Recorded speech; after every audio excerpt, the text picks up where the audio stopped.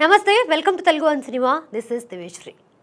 పహల్గామ్లో మంగళవారం జరిగిన ఉగ్రవాద దాడిలో 28 మంది చనిపోగా మరికొంతమంది గాయపడ్డారు.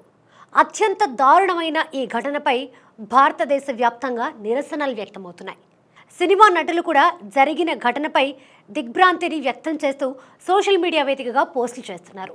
మరికొంతమంది నటులైతే ప్రతీకారం తీర్చుకోవాలని కూడా కోరుకుంటున్నారు. బాలీవుడ్లో వాణి కపూర్, ఫహద్ ఖాన్ జంటగా అబిర్ గులాల్ అనే మూవీ తెరకెక్కగా మే 9న విడుదల కాబోతోంది. ఫహద్ ఖాన్ పాకిస్తాన్కి చెందిన నటుడు. ఉగ్రవాద దాడి జరిగిన రోజు వాణి కపూర్ సోషల్ మీడియా వేదికగా తమ సినిమాని ప్రమోట్ చేస్తూ పోస్ట్ చేసింది. జరిగిన దాడి గురించి ప్రస్తావించకుండా మూవీని ప్రమోట్ చేయడంతో పలువురు వాణి కపూర్ తీరుని తప్పుపడుతున్నారు. దీంతో ఆమె తన పోస్ట్ని డిలీట్ చేయడంతో పాటు మృతుల కుటుంబాలకి సానుభూతిని తెలియజేసింది. ఫహద్ ఖాన్ కూడా సోషల్ మీడియా వేదికగా జరిగిన దాడిని ఖండించాడు.